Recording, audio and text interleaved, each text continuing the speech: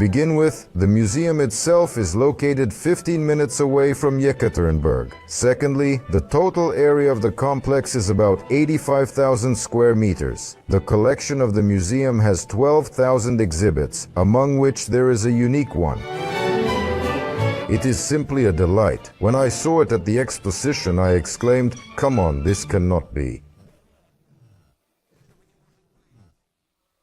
To understand, there are only 20 of these built, and it's completely different. Like a Ural,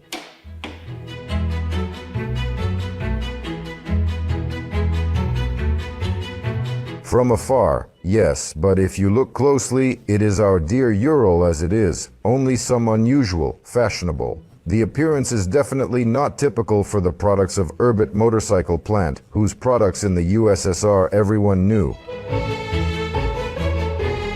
The appearance of this machine was facilitated by the state assignment. The task came from the Ministry of Internal Affairs of the USSR, and it sounded like this. To build a motorcycle for patrol service and escort. Well, that's a free paraphrase of the assignment, if anything. But what was certain was that the new police Ural had to catch up with all the vehicles produced at the plants of our country on the highway. But another important thing, the Ural had to go fast for a long time. The engine is the most important thing here. We are accustomed that Ural has 650 cubic centimeters, and here there is a whole liter, or rather 1040 cubic centimeters. And the power is more than worthy, 50 horsepower. If the motor externally is similar, oppositional, four-stroke, the internal, differently. Another camshaft. In the cylinder heads, the combustion chambers became spherical instead of maple-shaped. The configuration of the piston has changed. A little tricked, and with the carburetor K38, it was bored out the diffuser. In addition, they developed a new air filter made of porous polyurethane foam, impregnated with engine oil. The compression ratio has increased to 8. The engine revs up to 5,200 revolutions per minute, and now it needs gasoline that's no longer available. And gasoline with an octane number not lower than 85. So, specially for the 100th, they created a mechanical siren driven by the engine flywheel. Later, I will show you how it works. You must agree that the most noticeable and beautiful part of the MSTO is the fairing. Or rather, the half-fairing. It was developed by the designer of racing motorcycles Geissler and made, please note, from sheet steel. As a result, the motorcycle's drag coefficient improved significantly. It was fitted with repeaters and flashing mouses as well as mirrors. The bank was left from the 63rd. It was fitted with a tablet holder. Yes, police officers at the time had analog tablets. You could load maps, documents, a graphics editor. In the form of an eraser. Kilometers, depending on the equipment, and it was installed behind the shield, which improved the weight distribution of the fascia.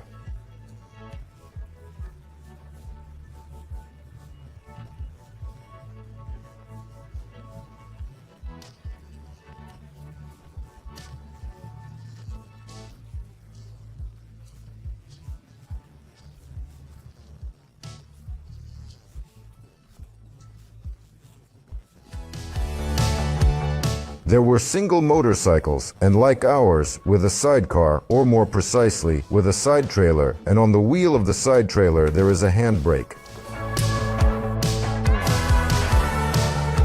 It is unusual visually for IMZ products. Behind the chrome grille there is a horn loudspeaker GRI. There is also a radio antenna on the sidecar. In the trunk there is such a place under the spare tire. A battery of increased capacity for 12 volts is installed, and there is a pump. The wheelchair is installed on the frame, has a spring suspension, or rather a half spring suspension. There are half springs. Dashboard, speedometer, and nothing. Middle and high beam are turned on with the key. And where are the turn signals? You'll never guess. In the left-hand knob. Handle away from yourself turns on the left turn signals. Handle toward you turns on the right turn signals. It's elegant and ingenious, but futile.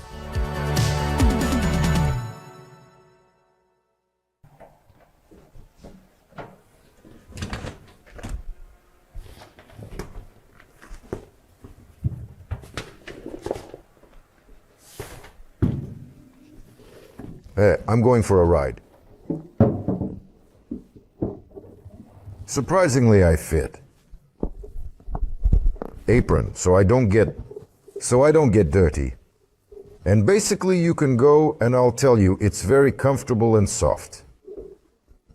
Here, by the way, you can clearly see the gear knob. That is, you can change speeds on that side with your foot, and you can do it here with a lever. I use it, by the way, to catch neutral. It's very handy. Launch. Here's the thing. If the bike won't start, it doesn't mean the Ural is broken. It means he's in a bad mood. It means you've heard it, or you don't really need to.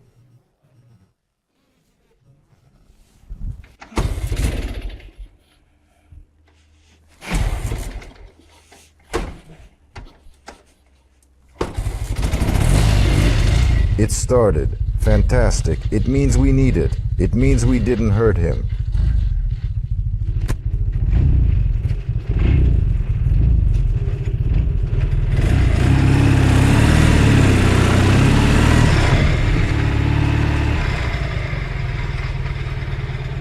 Okay, I'm doing what I promised. I'm showing you how the horn works.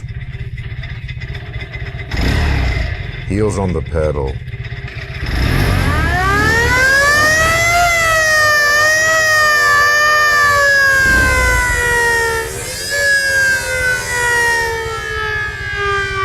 Remember Marshall Rybalt's psychic attacks, and then there's the loudspeaking device.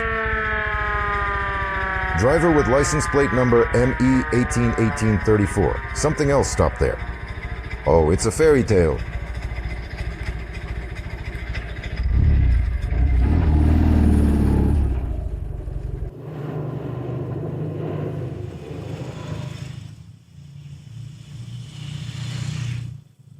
You can feel the weight of the car in your hands. Wait a minute. 400 kilograms. But the engine doesn't care about that weight. It's a revving engine, and it's begging to pile on. But I can't, and I want to. 4-stage gearbox under my foot clangs gears easily, and the motor is ready to accelerate the motorcycle from a small stroke and to the third. It's like sitting on a throne, my back straight. I'm very proud. Notice I turn the handlebars and the shield doesn't move. This is to prevent the wind from pulling the handlebars out of my hands at high speed. It was not possible to accelerate the motorcycle up to 150, but Ural will overtake its 120 with ease. In this case, the consumption will be surely not small, 7.5–8 liters per 100. I will note the work of brakes, which are hydraulic. True, only on the rear wheel and the wheel, but still.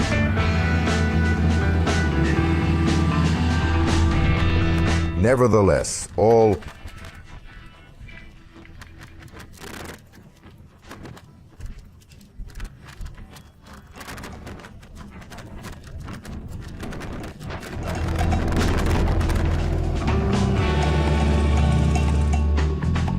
released motorcycles were sent for testing to the Ministry of Internal Affairs. The machines rolled out their term with dignity and were either scrapped or bought back with employees for personal use. But there were no new 100s to replace them.